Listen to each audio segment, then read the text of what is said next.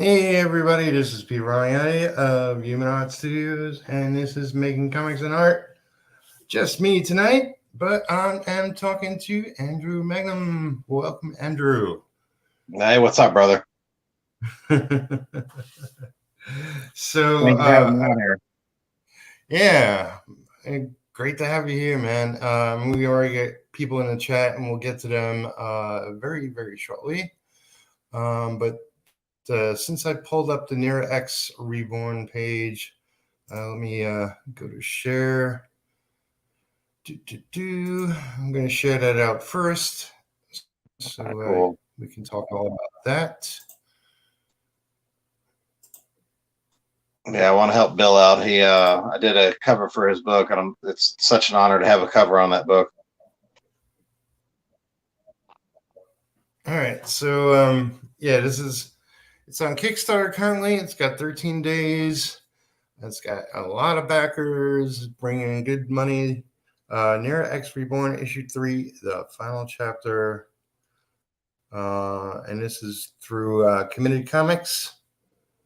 And let's see. Yeah, some of Bill's pages there. You just want to go down. Yeah, it's gorgeous. As always, he does gorgeous work. No, yeah. I've loved Bill's work for a long, long time, dude. Yeah.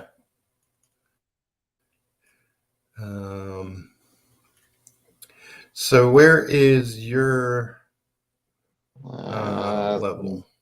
Is it right there? Yeah, right there. This is it. All right. Yeah. So really excited about that cover. Bill came in and colored that one, which is very cool for me. I've, like I said, being a fan of that book for a long time. Having the chance to do a cover on that meant a lot, and to have Bill color that was really, really, really cool for me. My son Gabriel Mangum actually is in this issue too. He has a pinup in the book that Bill colored also. Is that on the page? No, it'll be inside the book. Yeah. Gabriel shared it, and I think I've shared it on our Facebook pages. It'll be inside the book. Okay. The book. Right there, the sketch cover tier. Right. You can get blank sketch cover commissions from myself. There's an example of what you'll get from me, and you can also get them from my son Gabriel. Cool. I think you scroll up, I believe.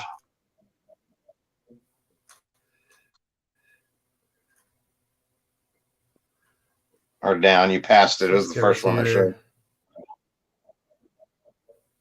Andrew, yeah. Okay, yeah. Andrew Gabriel. Nice. So yeah, those are just examples. So when the backers go in, they can get some original artwork from either one of us also. Right. In the form of the sketch cover commission. So let's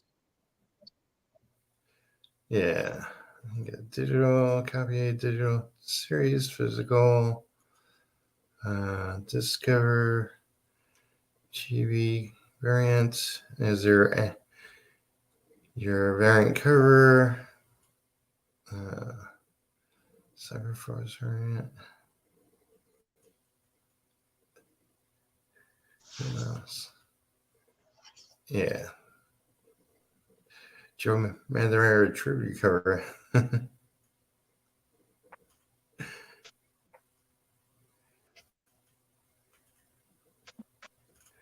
And he's got a ton of tiers and sketch cover. You get the book, sketch cover, and yes, Todd Rayner, I know. Is Gabriel as his sketch cover, and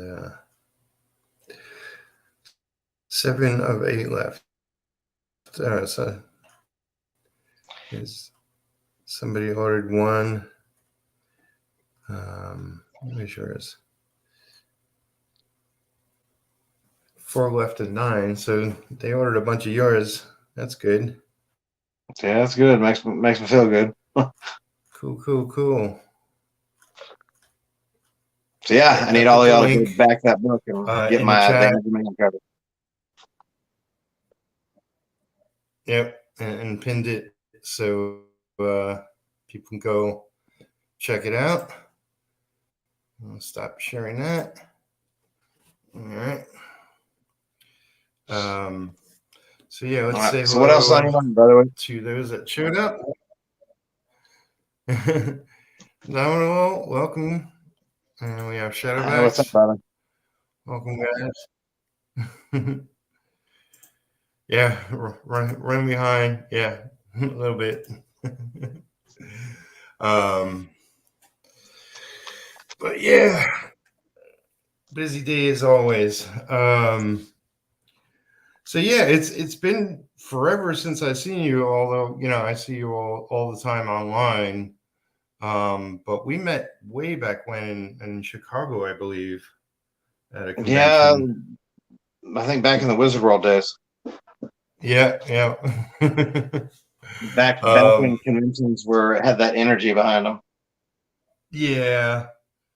Well, I mean, this last couple of years, minus that, but conventions are still a thing and still going hot.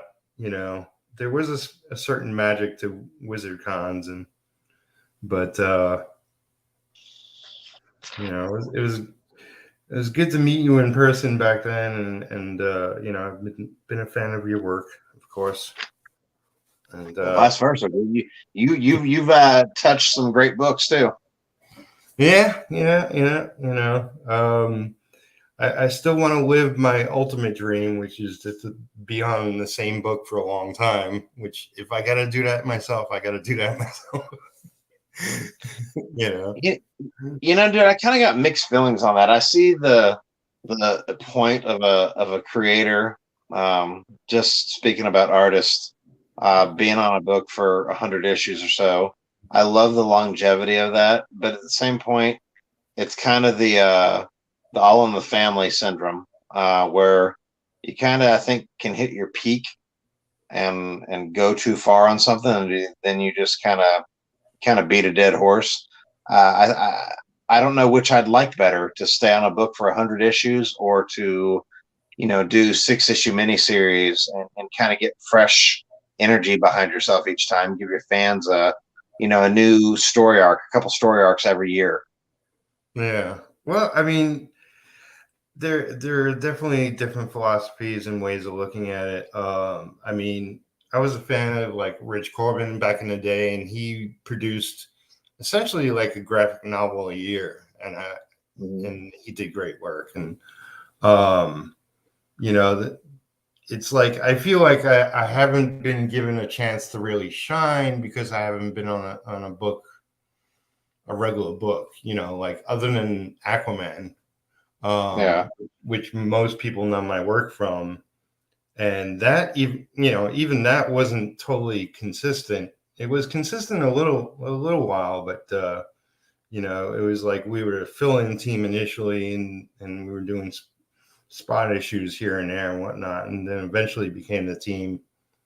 But then they got another team after us, but I definitely agree with you. Like there's teams that are on books too much. Like I looked at a recent issue of and it's not even a team book, but it's a solo creator, Eric Lawson on Savage Dragon. I love Savage Dragon in the beginning, and I picked up the first, I don't know, 50, 75 issues, whatever. And those were great. And I looked at a recent issue and I was like, wow, this is not as good as it used to be. Well, dude, just speaking about Eric, I mean, I give a lot of, I don't agree with some things that Eric may say or post. I don't give a shit about that ultimately, because him as a creator, I respect the fuck out of him, because he is the one image founder, and I've said this numerous times. He's the one image founder that is still gives a shit about his fans to the point where he is putting books out, whether they're rushed or whatever the case is. He's still doing it. You look at other guys, other image founders, and they stay on a book for a couple issues, if that, or they've just faded away. One of the Image founders has been working on a Batman book for many years now, that they even teased at San Diego Comic-Con. And when the fuck are we going to get this book? I mean, it's the work I've seen from it's beautiful, but what's the point of even proceeding if you're just gonna tease the fans and then never deliver? I mean, which would you want? Would you rather our favorite creators continue to draw and just wither away and just kind of slowly degrade in front of us and milk fans for their money, or would you rather them finish strong and kind of fade away into the sunset, and you have something great to remember? Yeah. Know? It's like I don't know. Do artists like I look at a lot of movie actors or directors that I love, and they don't always get a chance to really shine at the end necessarily. Yeah. Like man, Clint Eastwood is still going, and he's still going strong. But I prefer Clint, and I would have rather seen him stop with Gran Torino than than see him. I wasn't big on the Mule. In all respect to him, I just I don't know, dude. It's kind of my thing with, like, again, going back to artists with Eric Larson. I got mad respect for him because he's still going. Do I prefer his early Dragon work, where it was just vicious and dark and aggressive, and he had the turtles in there, and every issue somebody was just getting pounded to death and blood sprouts, spraying everywhere? Yeah, that stuff was fun and cool and aggressive and dark and gritty. And now he kind of gets the books out, but at least he's doing it. There's another Image founder who, looks like he recycles, pages that he didn't use on, some Marvel books, and he never draws backgrounds. And it just, I prefer his work from the early 90s, when it seemed like he had higher energy behind him, and he was giving me as a young fan what I wanted, what my money paid for. And you look at his work now, and it just seems half-assed, and kind of fans are still just forking it out for him, and it makes me sad. And again, who the fuck am I to even to cast my judgment? But I just try to give my fans, the few that are out there, I've been doing this for 20 years now, dude. And I just try to, I've had my weak points artistically, where personal life got in the way, or you're just shit's happening in life. But for the most part, I think you ought to have artistic growth. And whenever you kind of get into a rut, I think you need to step away and evaluate things, or move on to a better project. Just keep your fans happy. And Eric keeps me happy by still doing it in a way. Like I remember seeing Jim Lee. He came on to one of the New 52 books, Immortal Mint something. I don't remember what it was. Ryan Benjamin came in after him, and then Tyler Kirkham came in after him. But Jim Lee came in, and issue 1 looked good and it was amazing. Then boom, he was off by issue 2. And it just fucking felt ripped off. So anyway. I always thought, like, Jim going over to DC was not, like, we'll never see a book by him again. Wow. One guy I do, another Image creator, I guess I got a lot of respect for, is Will Spatasio. Will's, I think, comes and goes with gigs when he has the energy for it, and his work has evolved, and he puts out quality work, in my opinion. And I'm super excited about what he and Brian Haberlin are doing with their the Stone collection that they've offered up through Kickstarter recently. So I don't know, dude. I just want to see creators give fans what they deserve. the way I look at it as far as a series, like, because I want to grow as an artist, um, I figure like a long series would give me opportunity to do that for growth. Uh, because doing a series, and I've had a taste of it here and there. Um, it really pushes your abilities, and there's nothing like really hammering workout week after week after week to really push you. Yeah, Yeah, I know what you mean. yeah. Um, but hey, for those that don't know your name, and don't know you or your work, like, let's talk about a little bit about you and your career. Like, what got you into comics? What Mm. Um, Growing up when I did and loving what Larry Hama created with GI Joe. Um, being a Reagan child of that time period of patriotism and loving GI Joe and picking up the comic books whenever we would walk down the street to go into 7-Eleven. I loved the cartoon and the toy line, and so I would pick up the comic books. Um, my mom, my parents were divorced when I was a young child. My mom took me and one of my sisters to California. I'm here in Texas, born and raised for the most part here in Texas.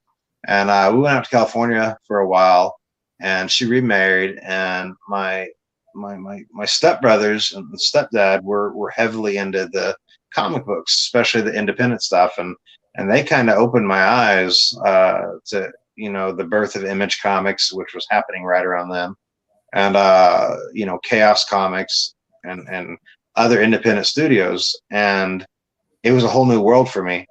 And I grew up being with a learning disability with dyslexia, and so I didn't ever really pick up on the whole reading writing thing really well. And right, unfortunately, there were teachers that were telling me that I was stupid or wasn't trying. And of course, kids are vicious, motherfuckers for the most part. So, get bullied and whatnot, but you either push past it or wither away. Um, anyway, my artwork, I could always doodle here and there. And my stepbrother Dave introduced me to like Lady Death and Evil Ernie, and those were intriguing books for me. They were fun, and suddenly I started collecting all these Image titles, and I kind of started mimicking what I saw Image creators doing because that was fun. It was flashy.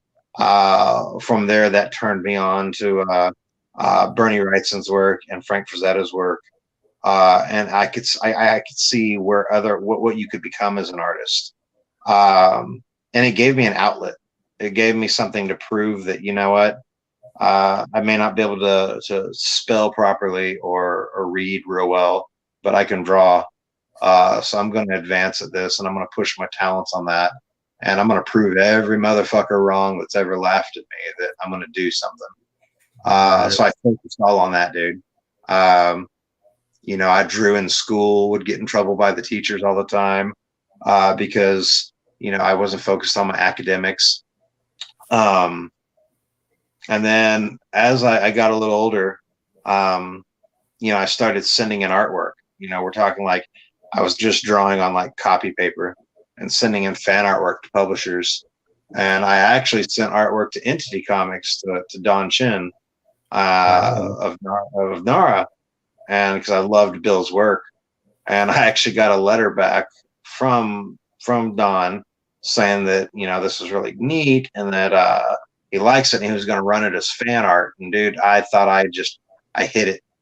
I was going to get published. I was so excited for that, and don't ever remember seeing it published, which devastated me as a young person. But it just pushed me to go further. And dude, that's all I ever knew to do. So even in school, I was submitting my artwork to publishers the old fashioned way, mailing off packages because you read these stories of guys breaking in that way. So I was Right. mailing off packages to Image Comics, to Jim Valentino at Shadowline, and to every independent publisher. Like Wizard used to have addresses to independent publishers in the Right. backs of their magazine. So I would just mail off samples, and they were hideous. Um, and I remember when I kind of started to really get better, I started going to local shows here in the Dallas Fort Worth area, and I was blessed to come into contact with some creators who I really admired their work. Jaime Mendoza, who was an inker for Extreme Studios at Image for Rob Liefeld. Right. Uh, Jaime, I met him at a show and he signed, some of my comics. And then I was like, hey, will you look at my work? And he had a buddy of him with him, Jim Daly, who inked Ashley Wood on Ghost Rider, and Jim had gone on to draw books himself. But they kind of took me under their wing, and they would tear my work apart and criticize the shit out of it, tell me what I was fucking up on. And every Right. show I would go, whether it be just tiny local shows or the Wizard World shows, and I would show them again the next, like I was determined to earn their respect kind of thing. And they started to see that I was listening to their critiques. So they kind of started to, take me under their wing a little bit more. Another gentleman that really helped me out and did the same thing was an artist by the name of Mel Ruby, who worked over at DC and Marvel, and then he went over to Image and drew Backlash and Grifter. And then he and I became friends when he was at Dark Horse. He had just taken over the Kiss comic book. And Mel, he helped me tremendously, dude. He I didn't have a fax machine. This is back in the dial-up days. So I would Yeah. draw stuff and I would run to Kinko's and reduce them down to 8.5 by 11.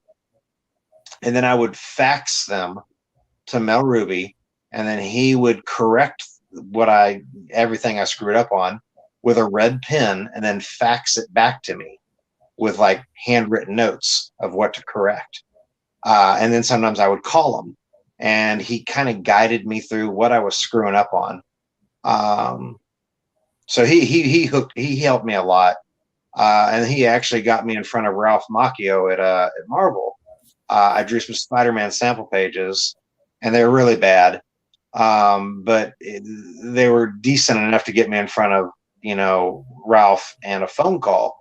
And Ralph was super cool with me, whether it be because I had talent or because Mel put his name behind me, kind of thing. And Ralph was cool with me and just kind of said, hey, you got pencil samples and you got ink samples. You need to kind of pick which one you want to do and excel at that one. And that, made sense. And Mel kind of said the same thing to me. And so I'm like, you know what, the penciling thing's pissing me off. So I'm gonna be an inker. So I went in independently as an inker because my attitude was, you know what, if I can get onto every independent book I can think of, and anything I can grab, if it's a paying gig or non-paying gig, I didn't care, dude. I inked independent books for $10 a page just for the potential of getting published and having printed books to take to a show and show editors. But it gave me the experience and time working with others. And as an inker, you ink other people's work long enough, you pick up on some of their habits. Not always are they good habits. You learn to hit deadlines. That moved us on to the digital webbing days, which I don't know if you remember digital webbing. Ed Dukeshire ran that. Yep, And yep. I love digital webbing. That whole, again, we had dial up then. And I thought digital webbing was so fucking cool because you got all these independent guys and some seasoned vets mixed in there that were coming together, and they're all throwing their own money, and they were putting out Digital Webbing Presents. Well, I absolutely loved Dion Knuckles' work on that.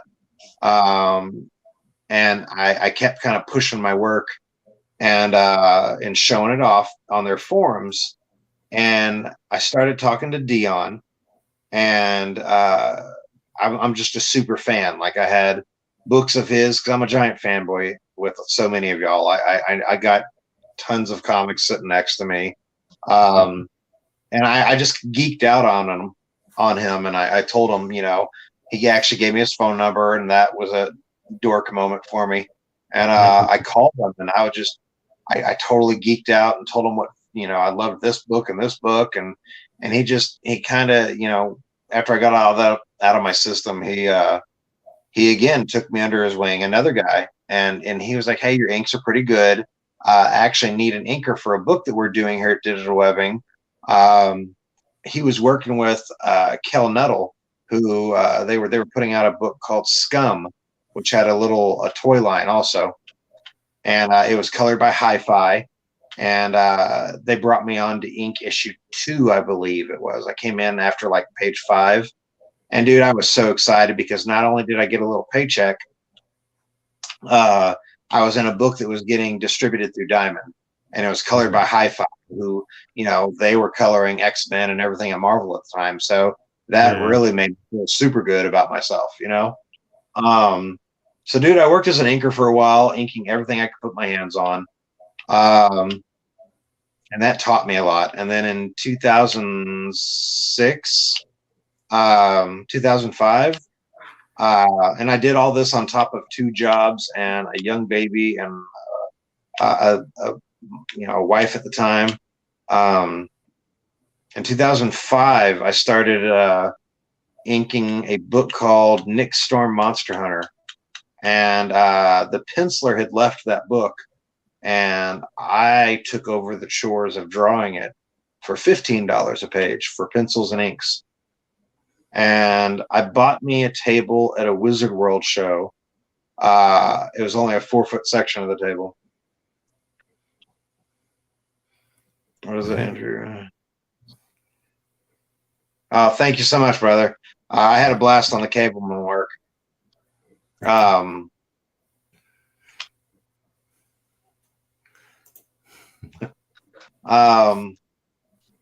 was that? So yeah, I bought a 4-foot section of a table at a Wizard World. That's all I could afford. Had no banner behind me, no nothing. And you know, back then, you know, you're just a pissy little artist trying to show your work off. And big fan of Raven Gregory.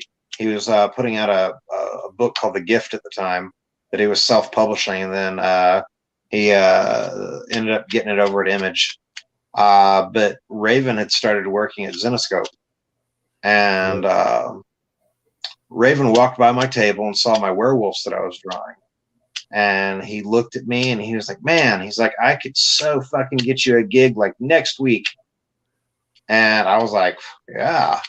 And so literally that following week, Ralph Tedesco at Zenescope gave me a call, and they brought me in on issue 16 of Grim Fairy Tales, and I penciled and inked it.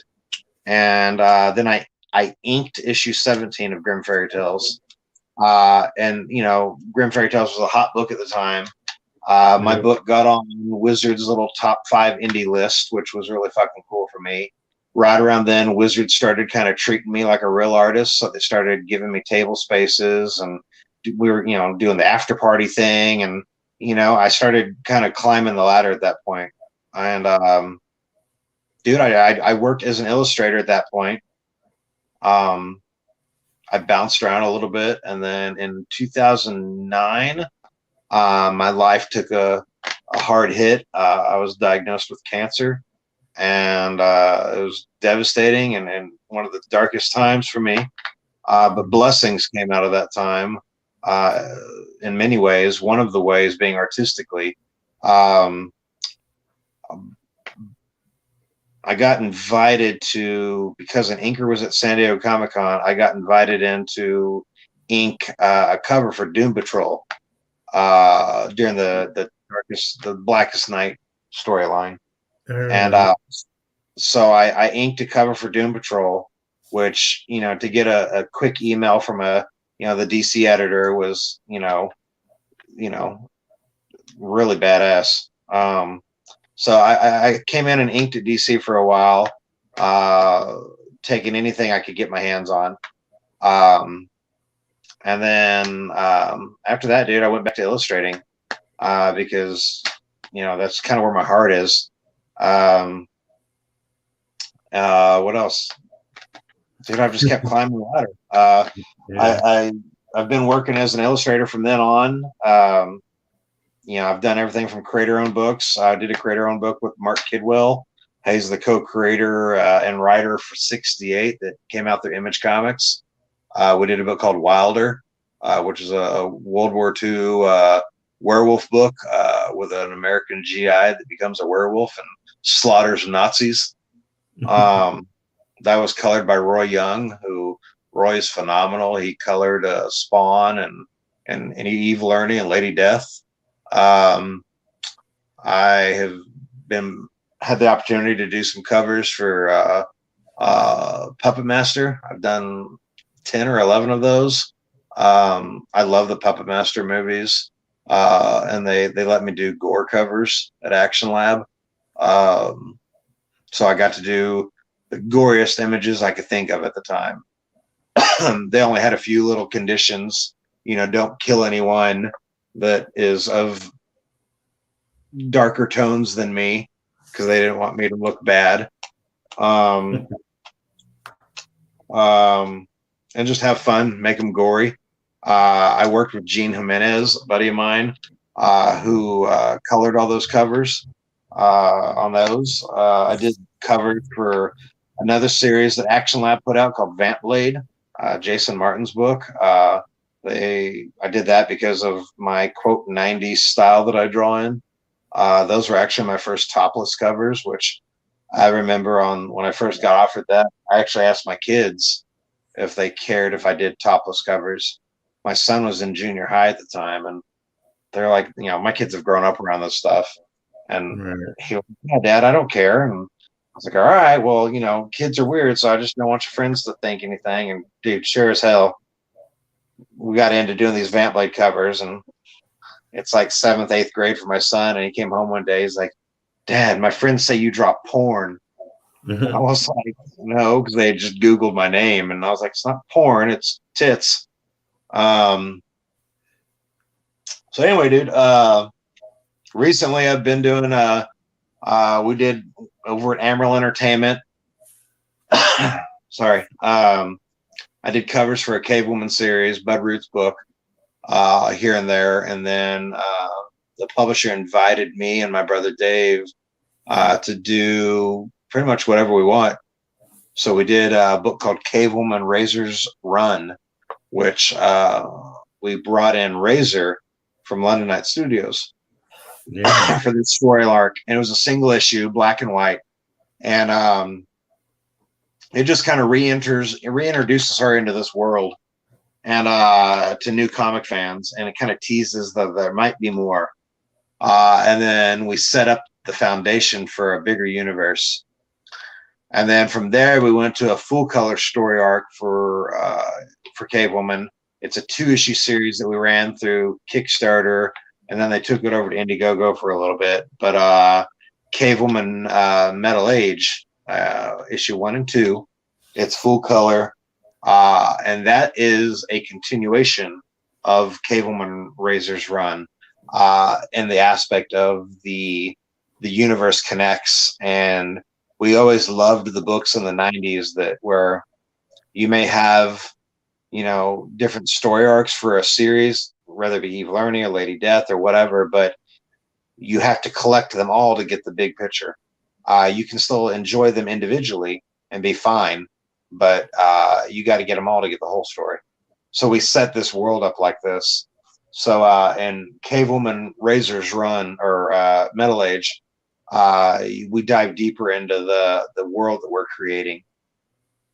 That then leads us to our London Night revamp that we've started. We ran a Kickstarter for Razor's Edge Anthology from Emerald Dark Entertainment. That's our imprint. And the first book we ran on Kickstarter has a short story of Morbid Angel that I drew and my brother Dave wrote. And I penciled and inked it. And Dave Kemp colored it, who Dave worked on Kiss Psycho Circus, and he colored a whole bunch of the Marvel Knights books. He colored Jay Lee on Inhumans. Right. His brother is Dan Kemp, who colored Spawn and fucking everything at Top Cow. But I did a short story with Morbid Angel and with Razor in it also, and that leads into a 2-issue Razor story that Dave and I are going to do.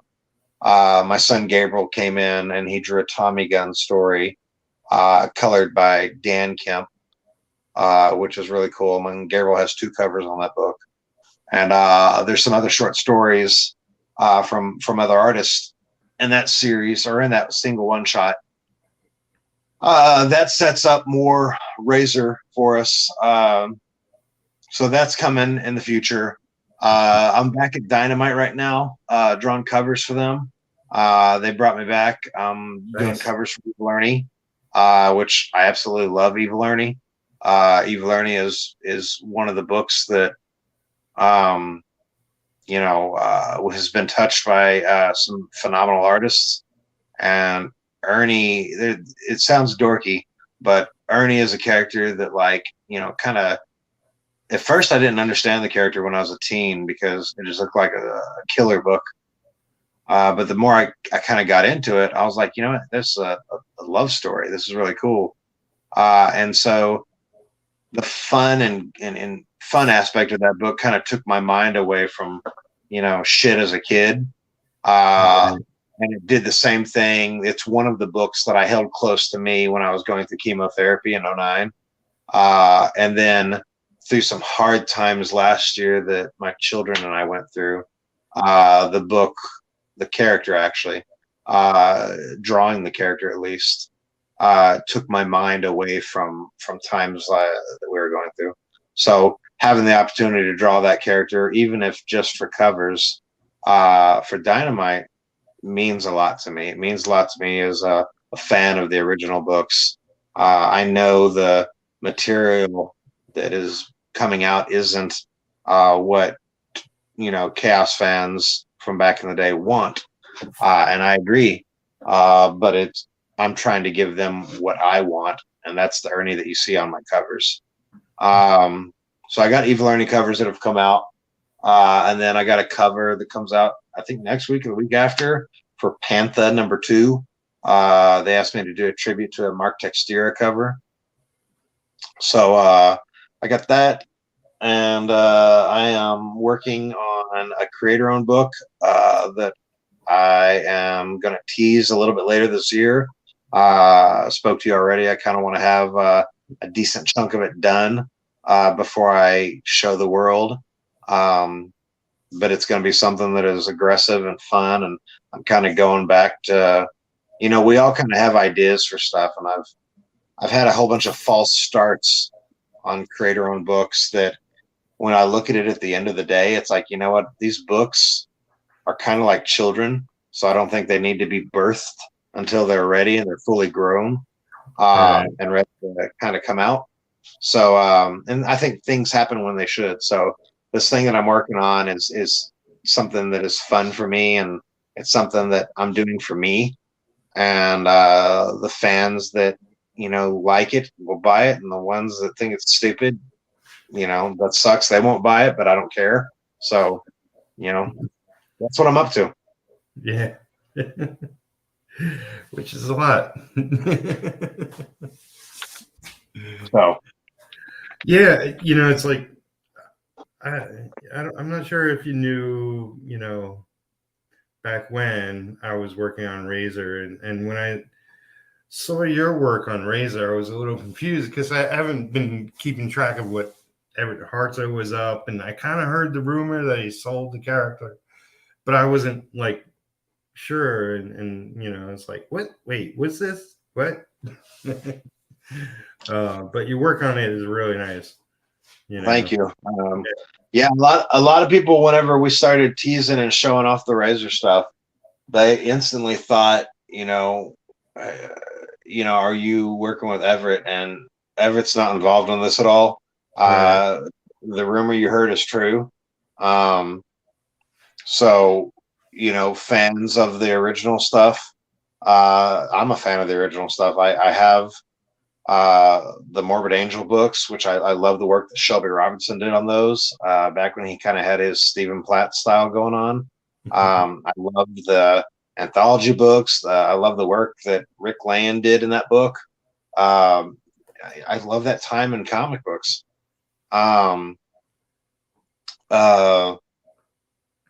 But that's all we try to give our fans is that energy that we all loved from those books, all the books back in the day.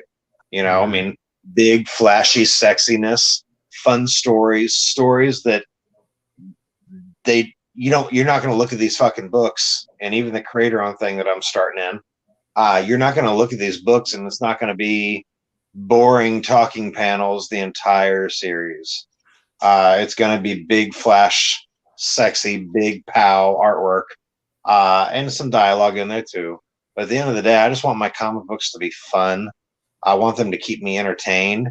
So that's where I'm at with this, dude. But the Razor stuff's been fun. Yeah, it's like a lot of the good books that were up in Image in the early days, that's what they had, that energy. They had, to me, I keep looking at 90s books because the comics were selling so well. They spent longer and longer on the artwork. And, it's like, that's kind of the level I want to reach. Like, everything's been practiced. The past 30 years of my career has been practice to what's coming next, Oh, yeah. It's like, I want to do high quality work. And, like, I'd rather do that for myself than other people. Well, yeah, dude. I mean, that's something that, has been proven recently this past, couple years with crowdfunding. There have been a lot of creators. So my buddy right there that just came in and made a comment. Have you ever seen his book? The Abominable? I've seen it at some point. I forget exactly what it okay. He does black and white artwork. Yeah, dude, you need to get your hands on this. Yeah. So he has he and his girl are putting out a really great product here. Actually, just to sidetrack real quick, I ran into them at a show here in Texas, and I walked by their booth, and I was just floored by their setup they had. And I saw these comics sitting there, and I picked them up, and it's just something about his style is fun, and their quality of these books are phenomenal. They're beautifully printed. They give a shit about their product. I think this book has. I'm trying to find a really cool page here to show you. This book has a lot of fucking potential to do something really cool.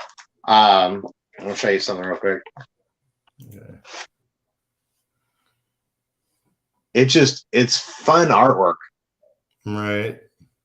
You know what I mean?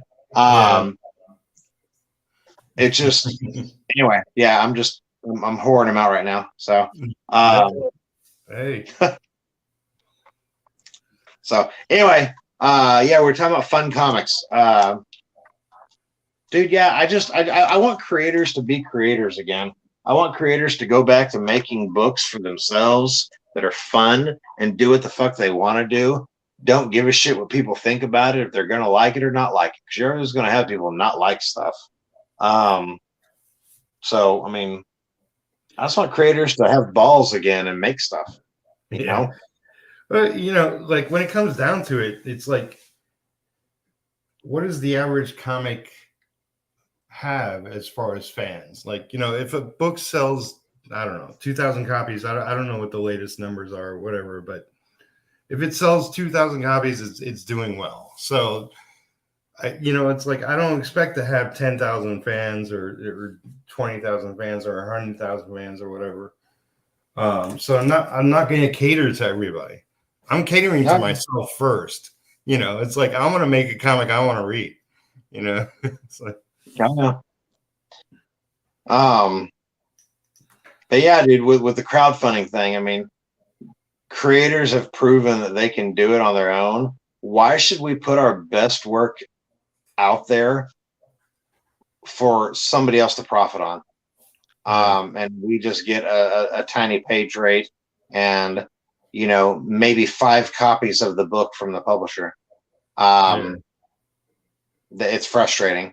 Um, you know, I've been blessed with some publishers, and like in regards to like comps, some publishers take care of me. Dynamite's done a phenomenal job at taking care of my comp issues. Uh, Amaral Entertainment, the publisher, he's always taking care of me. And dude, then I've worked with some publishers that they'll send me like 3 copies of the book, and I'll email the editor. I'm like, hey, can I get more copies of this book? And they're like, oh, well, we only allow 3 copies for comps. And I'm like, well, that's horse shit. So, you know, I've spent, you know, a month drawing this book for you, and I get 3 copies. You know, fuck, there's more people than that in my family, so I can't even give family copies of the book. And then I won't have any copies to bring to shows. So anyway, hey, so what artists, just to ask you a question, what artists are you influenced by? I mean, you know, you mentioned Bernie Wrightson, obviously, you know, like coming into the industry, you know, where I was not good, and I knew I wanted to ink first. So I was looking at a lot of Bernie Wrightson, and he's definitely an influence. You mentioned, without saying his name, Mark Silvestri before. Definitely love his work. P. Craig Russell, I think his stuff is amazing. Klaus Janson, Al Williamson, Frank Frazetta, you know, it's like the list goes on and on and on, and I can name 1,000 people if you give me enough time. Gil King, John Romita Jr., John Romita Sr., you know. So many. It's like even bad artists have inspired me, you know, because everybody has something about their work that clicks, that works, you know. But it, you know, like mentioning 90s image stuff, it's like they had an opportunity that wasn't seen before their time, to where they spent like days on a page, and they really put art first, and stuff was phenomenal. Like you mentioned Stephen Platt, I love his work, and that's when like they started getting into computer coloring too. That was crap to begin with, but they got really good really fast. And I remember what was it, Soul Saga? Oh, dude, absolutely love Soul Saga. Yeah, the coloring on that is phenomenal. The art is phenomenal. And even like Joe Madureira's book, where like Battle Chasers. Battle Chase, I almost didn't care about the story so much, but the art was amazing. Like, you know. See, dude, I'm kind of bad with Soul Saga. I'm a big Stephen Platt fan. That book was so beautiful in so many levels. I love, like, my creator own book that I did with Mark Kidwell. It started the way Soul Saga did, meaning it starts on the inside front credit page. So it's like, boom, the movie starts instantly. So I love that about Soul Saga, that every issue started on the inside front credit page. And it was just, boom, it was instant, beautiful artwork. And between Stevens pencils and inks by Matt Banning and Chance Wolfe and Jason Gorder and other guys, and the colors that from Liquid, who they were co-creators on the book, it was beautiful. And Liquid colored Battle Chasers also. And with Battle Chasers, I agree, dude. I mean, I fucking didn't really read it. Didn't really care about the story, the written story, that is. And I know that's downplaying. I mean, I'm bad, dude. I mean, there's probably maybe 7 writers in the industry that can keep my attention span. I'm kind of one of those jerks that thinks comic books are kind of more artistically important. You know, cavemen didn't have anybody putting word balloons on their caves. It was all about the pictures telling the story. So I kind of lean heavier towards the artwork. Plus, growing up dyslexic, I didn't care about the writing. I mean, fuck, I didn't read the JoJo comics. Sorry, Larry. I looked at the pictures to tell the stories for me, and I loved them. So, yeah, yeah, you know, it's go like ahead. comics is it's a visual medium, and I picked up comics when I was really young, and I remember like I didn't have a problem reading, but I didn't read comics for the first three, maybe 2 or 3 years. Like I just picked them up strictly for the art. Yep. And I always considered like I would hear my friends talking or people in comic book stores. Oh, I'm a comic book collector. I'm not a comic book collector. I'm an art collector. You know? So I was drawn to the art first, but you know, it's like me and my brother have like a saying, like you can look at a book strictly for the visuals, but if it's also well written and you read it, you get so much more out of it. Oh yeah. I'm not After you saying, read it. Yeah, dude. I'm not saying, right. you know, fuck the writers or they're not creative, you know, by any means. I know. I'm just saying, if you take, you know, you can have a team. You know, I didn't read 100 issues of Spawn. I got the issues because of Todd's artwork for, you know, what, 15 issues, and then he backed out and handed the book to Greg. Right. I got the book because of the phenomenal artwork. You know, Yeah. Greg didn't even draw that book off of a script. He drew it off of a plot, you know, and then Todd scripted after he saw the artwork. Yeah. So I picked up that book because of the artwork.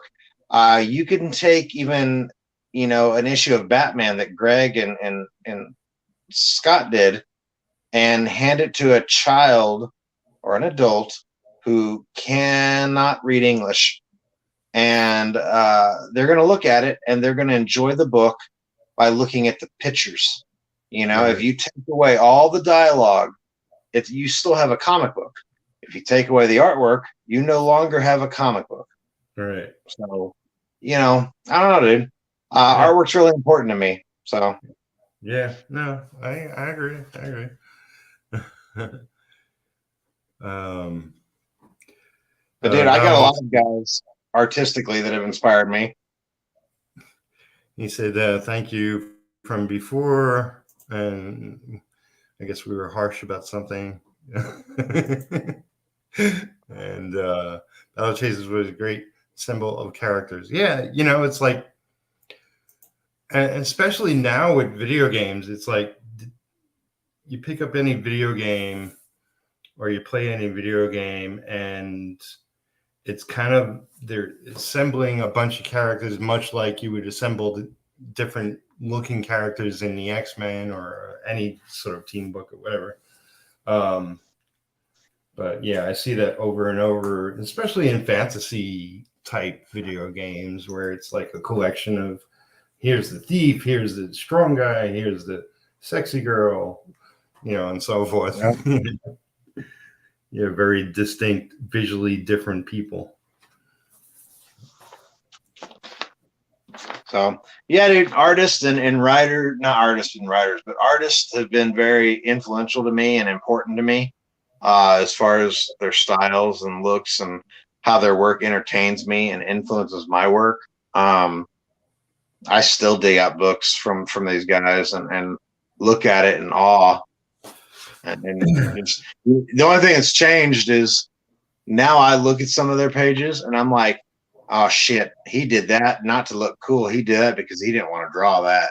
You know, after doing this, I now know the secrets of like, fuck, that's not style. That's a deadline style, you know? Yeah. So, Deadline style is doing anything to get it done. yes. Totally. Have you ever picked up like you know, I'm stubborn. I definitely have picked up book after book after book and tried to sponge all the information off the pages, like by just staring at the art for hours and hours. Um, and occasionally I would hear things at conventions, like, artists talking or whatever, but I never really like sought after artists or writers or whatever, like how they go about their day, until much later, like until the internet really opened up. And I've started doing interviews with creators and whatnot, like, what's your typical day, or how do you work, or what works best for you, or, what's your artistic secrets, that kind of Yeah. thing. Have you ever followed anybody close enough to where you pick things up, you know, along those lines, or? Well, dude, I've been blessed to become friends with a lot of the guys that I admired. Um, uh, so I think it's natural for us to pick up on people's traits. That doesn't mean you're not an individual. Right. And some of those traits are healthy and some of them aren't. I've definitely had people's attitudes in the way they handle artwork and their pages rub off on me. I had one creator, I won't say who he is. He told me one time, and it's something he constantly kind of put in my face. It said that succeeding in this industry and longevity in this industry it's composed of two different things. It's 80%, charisma and your attitude, and the rest is talent. And he's like, as long as you have an aggressive attitude and you are a personality and you tell people what they need to hear and what they want to hear, and you sell yourself, and then you can back it up by hitting your deadlines and making the work happen, you'll have longevity in this industry. It doesn't mean you'll be a superstar. It means you'll have longevity in this industry. And so far, that's been something that's kind of been true. So Yeah, it's like I don't consider myself as somebody who has a, I don't know, outgoing personality. It's like people consider me nice, and it's like that's acceptable. mhm. But nice doesn't get you more work. That's for sure. Oh yeah, Once I did comics, I knew that this was an art for me. Yes. dude, I've lost gigs. I know I have, because of my attitude at times, and I don't care. I've told an editor, or it wasn't an editor, it was actually the publisher. Um, they asked me if I could draw more like Jeff Campbell and Eric Basadua, and I said no. I'm gonna fucking draw more like Andrew Mangum. And because I didn't want to become a clone artist. Doesn't mean I don't have influences, but that really pissed me off. Yeah, Um, I mean that should. That um, so I've never. I'm very blunt. I like the editors that I work with at Dynamite.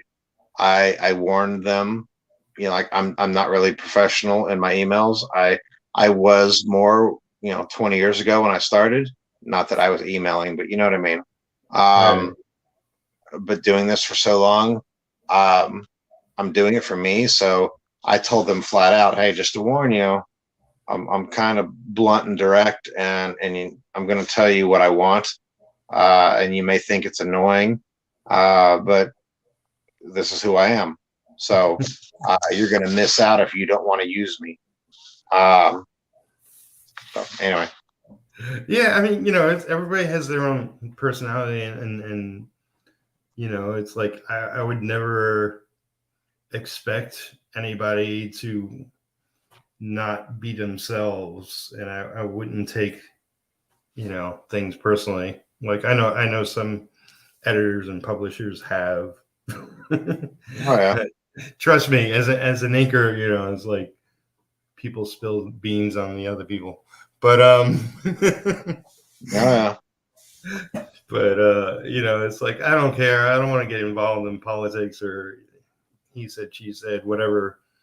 I just want to get work and do my work, and it's like I spend too much time just alone working in the studio. It's like I'm happy doing that.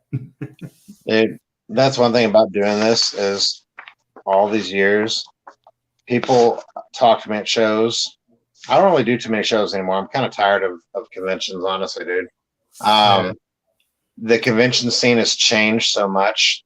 The dynamics of fans have changed so much that I kind of don't fit in at shows anymore. What was I saying?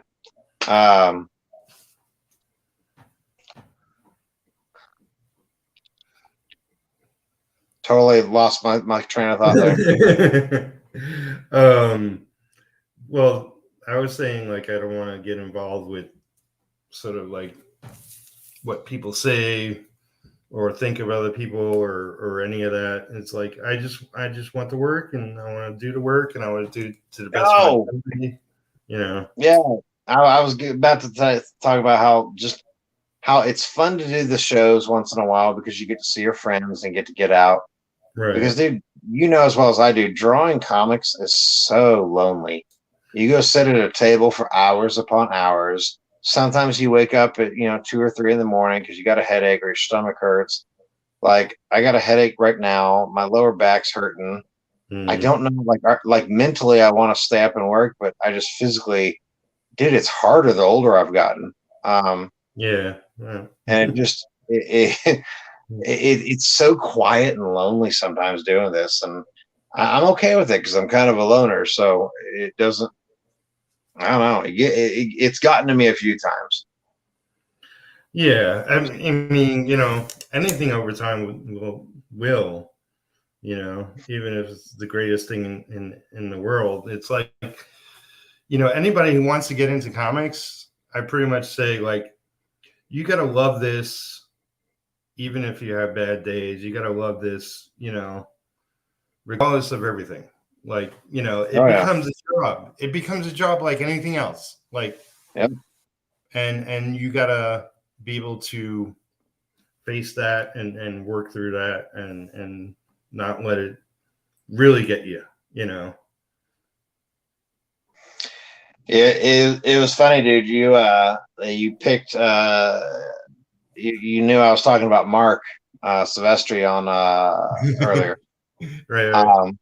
Mark's one of my influences, dude. I love Mark's work. His pencil work is beautiful. His pen and ink work he's been doing for years on this Batman story is very Bernie, has a flair of Bernie Wrightson in there, in my opinion. But I think Mark's work's beautiful. It's always been, he's been an artistic influence on me for years. So yeah, like his recent work that he's doing for that Batman story, that's almost disappointing for me to see. It's like, because I love Mark's work, and to see him doing something that looks like he's ripping off Bernie Wrightson. Yeah, I know what you mean. Yeah, it's like, But see, I miss the days like I do miss his old work, and that's why I still look at it. I miss the days where he worked with, Matt Banning and Joe Weems, and he had Haberlin or Steve Furco coloring him. I miss the collaborative team effort that made a great book.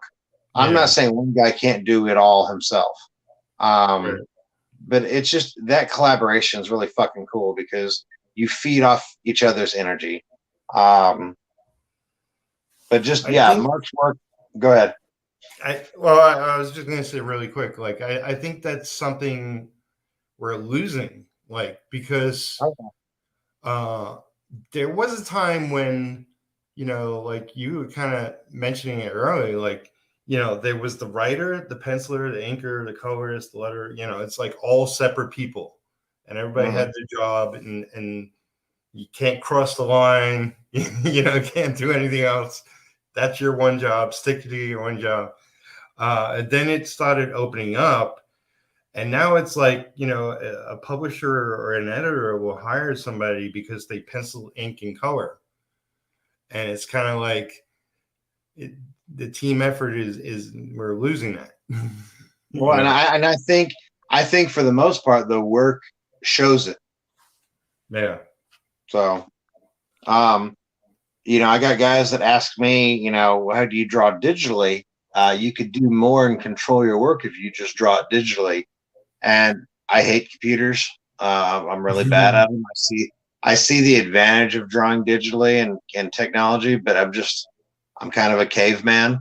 I'm struggling to learn how to do these, come on to shows and doing what I'm doing now. Right. But I look at guys like Frank Frazetta and Bernie, and they didn't use computers to draw, so I'm not going to.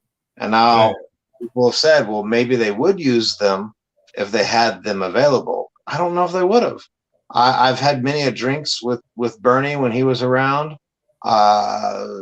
breakfast and chat and spent time and friends and a lot of private conversations. And I just don't know if he would have done it.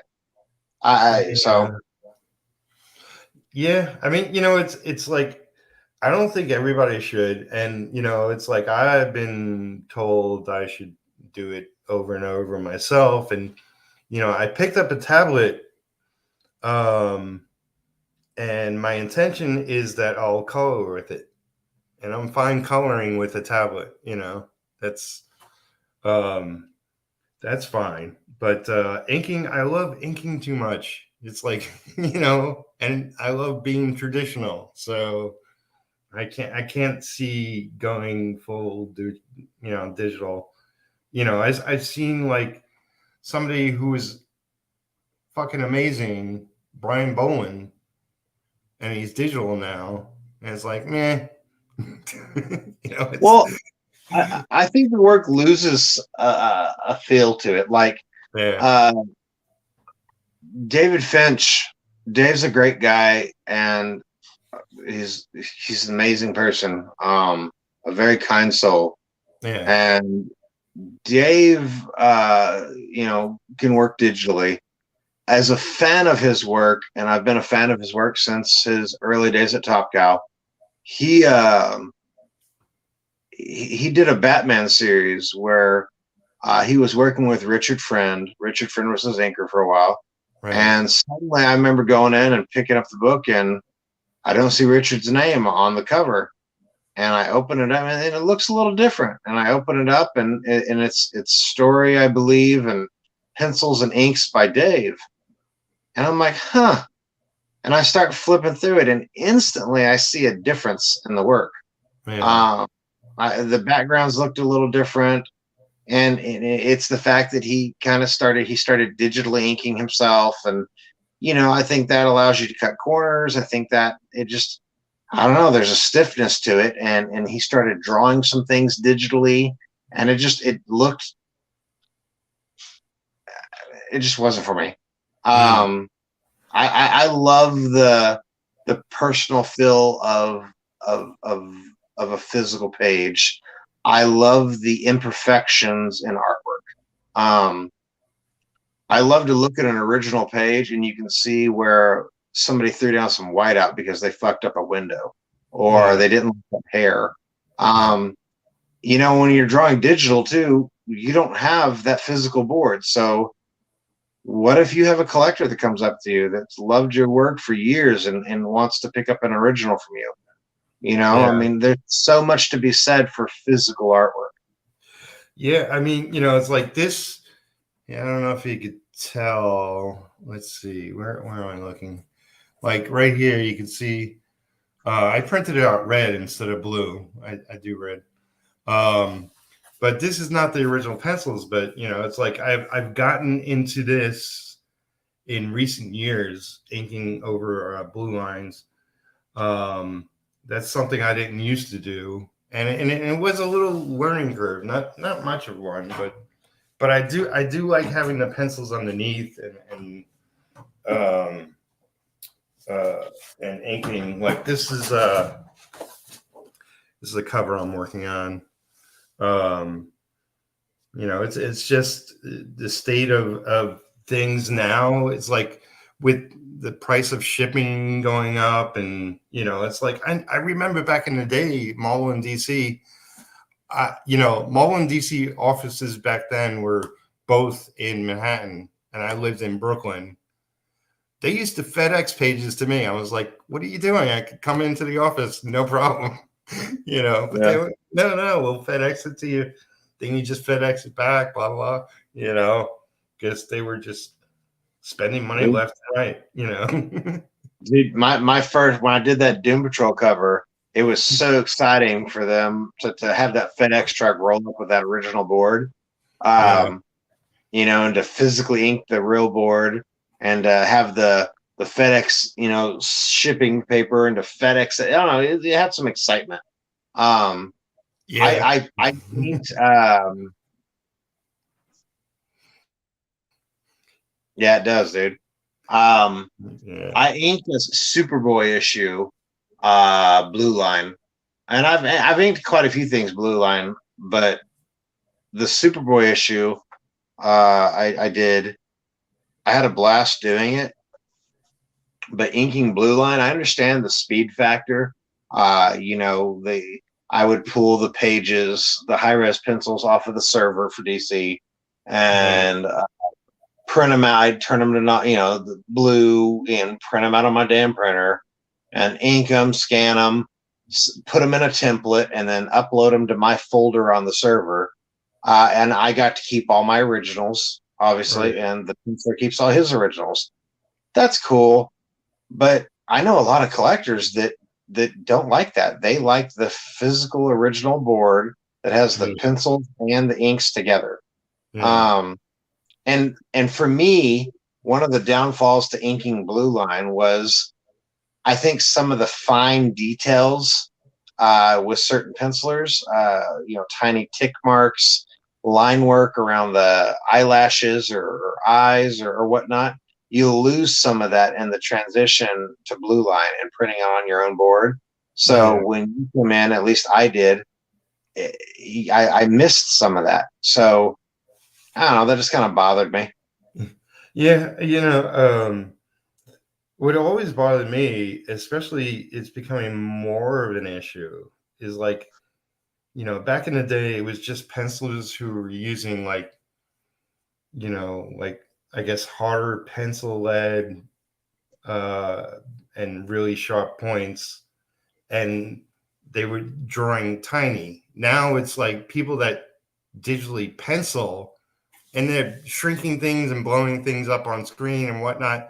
And then I get the pencils, and it's like, like a thousand little figures, and it's like it's impossible for me to ink that without it looking like a black smudge. It's like I see. Again, I'm going to sound like an ass here, but McFarlane does it when he inks digitally. He comes in and he edits his books so heavily, or has, that Okay, so Eric Larson, going back to Eric, Eric penciled and inked the Spawn for a while. Well, he would digitally send the pages to Todd, and then Todd would, ink over Eric's, black and white pages and clean them up and add his little tick marks everywhere. And you can, if you look through it, you can totally tell what panels Todd would zoom into and focus all his effort into the hair and little tick marks on one panel, and then zoom out. And it bothered me. It's like, okay, so I don't know. I'm being bitchy right now. No, man. It's like a bunch of it's like when inkers get in a room together and it's plenty to bitch about, but it's like it's shop talk. So, but so we've been going a while. I'm going to throw up on the screen, which I have pinned in the chat, the Near X Reborn issue 3, which you got a cover on, and you're also doing sketch covers, and people should just check out the project itself. Yeah, guys, Bill Mouse has a great history in this industry. He's one of the, I see him as one of the original Bad Girl artists from the 90s. I loved Bill's work then, and Bill's one of the creators that, you know, he's a type of creator that, at least in my experience as a fan, gives a shit about his fans. He doesn't charge for autographs or any of that stupid shit. I mean, he came to a Fan Expo Dallas, and I finally got to meet him, and I brought a stack of his books, everything from Zen, the Intergalactic Ninja, from Entity Comics to NARX stuff. And, you know, I loved that I didn't have to pay, you know, $10 a signature. And he signed all my books. And, you know, he's a creator that cares. And his work has evolved. If you look at his early work versus his work now, his storytelling and his artistic ability has grown so much. And I told him this before, and I'll say it again. He is, I think, the original Joe Madureira. He has that flair, that style. He just didn't get to draw X-Men first. So Bill's a total rock star and a badass in my book. He did covers for Cavewoman Metal Age for me. I have the first cover, which is so exciting for me to have an original 11x17 board with his pen and ink work on it. But to have a cover on this book means a lot to me. Like I said, because going back to the day when I sent fan artwork into NARX and I never saw it get printed. Now to have a cover on the book means a lot to me. And to have my son Gabriel not only doing sketch covers for the same campaign, but to have him have a pinup in the book, and the book is colored, or the pinup is colored by Bill also, is really special too. So anyway. Yeah, that's awesome. Go back this book, guys, please. Get the Andrew Mangum, get my cover, and get a sketch cover if you want, but back my cover, please, for this book. Yeah. All right. So, is there anything else that we didn't cover you want to touch on, or? I don't know. I can blab on about artistic influences, whatever you want to do. There's a laundry list, dude. I got a lot of guys that influenced me over the years. You know, I was thinking, because I keep going back to that artistic influences with other artists and whatnot, and I should just make a series on that, because I would really love to. Here's one of my cats. Hey. Really want to get into it deeply with some people. So maybe we'll have a part 2 of you coming here at some point. Maybe when you get your creator project out there. That's cool, dude. Yeah, absolutely. So thank you everybody for watching. Really appreciate it. Definitely go check out the Near X Reborn, and you know, follow Andrew online and buy his work, you know. Go to go to facebook.com and like AndrewMangumArt on there for me, and share the page for me, please. Yeah. And well, you got a lot of people on yours, you know. It's like I barely post on my Facebook page. I hate their new system. They changed their system, so pages are on a different thing. So harder. Like I struggle with technology. People ask me if I'm on Twitter. I think I'm on Twitter, but I haven't touched that in forever. I have a hard time navigating and using Twitter. So the way I see it, you know, my son Gabriel has taught me how to, you know, run my Facebook page for the most part, so you can find me on there. You know, if you want me, you can find me.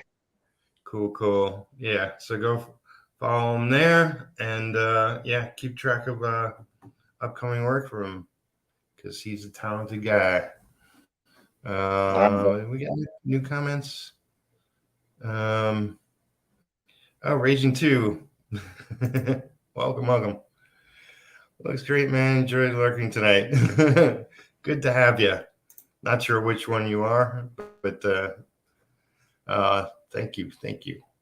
All right, yeah, so I'm in this. I'll be back next week. I have one guest. We'll probably be streaming all week. You know how I do. And